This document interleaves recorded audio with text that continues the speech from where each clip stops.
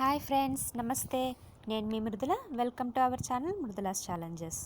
తెలుగు వాళ్ళందరికీ పచ్చళ్ళు అంటే చాలా ఇష్టం. అందులోనూ పచ్చడి కమ్మగా ఉంటే కొంచెం తినేవాళ్ళు ఇంకొంచెం ఎక్కువ తినేస్తూ ఉంటారు.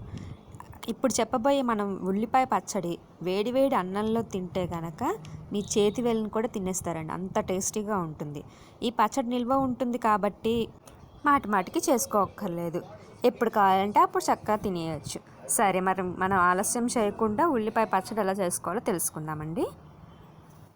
ఉల్లి పచ్చడి ఆరోగ్యానికి కూడా మంచిదండి. అంటే ఉల్లిపాయ చేసిన మేలు తల్లి కూడా చేయదంటారు కదా. సరే, మరి గనక ఈ వీడియో నచ్చితే ప్లీజ్ లైక్ చేయండి, మీ ఫ్రెండ్స్ అండ్ రిలేటివ్స్కి షేర్ చేయండి. ఇప్పటి వరకు మన ఛానల్ని ఎవరైనా సబ్స్క్రైబ్ చేయకపోతే ప్లీజ్ సబ్స్క్రైబ్ చేసుకోండి. పక్కనే ఉన్న బెల్ ఐకాన్ని ప్రెస్ చేయండి. అలా చేస్తే మన లేటెస్ట్ వీడియోస్ అన్ని మీకు నోటిఫికేషన్ రూపంలో వస్తాయి. దీని గురించి మీకు ఒక 5-6 ఉల్లిపాయలు తీసుకోవాలండి. పొడుగ్గా మీడియం సైజులో ఉండేటట్టు కట్ చేసుకోవాలి. ఈ విధంగా కట్ చేసుకున్న తర్వాత ఒక బాండిలో నూనె వేసుకొని వేడి చేసుకోవాలి.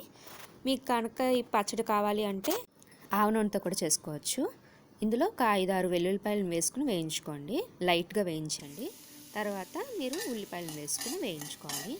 వెల్లుల్లిని లైట్గా ఎందుకు వేయించుకోవాలి అంటే ఎక్కువ బాగా వేయిస్తే దాని ఫ్లేవర్ వచ్చేస్తుంది. ఉల్లిపాయ పచ్చడి కాబట్టి మనకి లైట్గా వేయించుకుని ఉల్లిపాయలు వేయించుకోండి. తర్వాత కొద్దిగా చింతపండు వేసుకోండి. చింతపండు, ఉప్పు ఏంటంటే మీరు చివర్లో వేసుకోవాలి. పసుపు వేసుకోండి. చింతపండు, పసుపు వేసుకొని వేయించుకోండి. కొంచెం పచ్చితనం పోయేంత వరకు వేయించుకోండి. ఈ పచ్చడి ఆరోగ్యానికి కూడా చాలా మంచిది కాబట్టి మీ డైట్లో కంపల్సరీ వారానికి ఒకసారైనా సరే ఈ పచ్చడిని ట్రై చేయండి.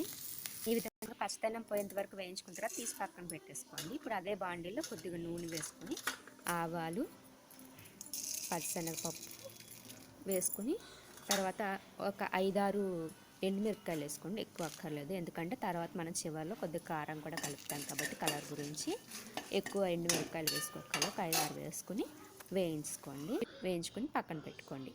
ఇప్పుడు ఇందులోనే కొద్దిగా కారం కలుపుకోండి. ఇది స్లో ఫ్లేమ్లోనే ఉంచుకోవాలి, ఎందుకంటే కారం ఘాట్ వచ్చేస్తుంది కాబట్టి స్లో ఫ్లేమ్లో ఉంచుకోండి.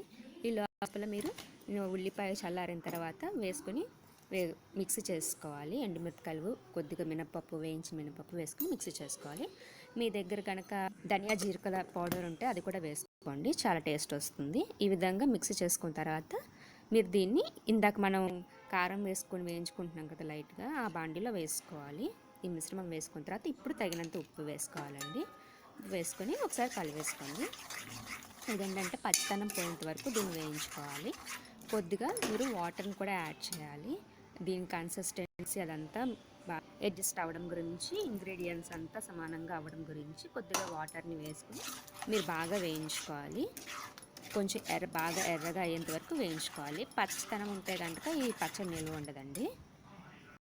చూస్తున్నారా, ఆ పచ్చళ్ళలోంచి నూనె విడిగా బబుల్స్ లాగా విడిగా వస్తుంది. ఆ విధంగా ఎర్రగా వేయించుకోవాలి. దీని కలర్ కూడా చేంజ్ అవుతుంది. ముందు పచ్చిదనంగా ఉన్న దానికన్నా ఇప్పుడు కలర్ చేంజ్ అవుతుంది, ఎర్రగా అవుతుంది. ఈ విధంగా బాగా వేయించుకోవాలండి.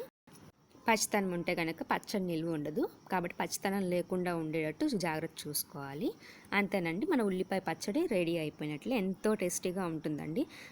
వేడి అన్నంలో కనుక కలుపుకుంటే మీరు వేళ్ళు కూడా వదలకుండా తింటారు, అంత టేస్టీగా. కావాలంటే చపాతీ పరోటాలో కూడా తినచ్చు. Thank you for watching.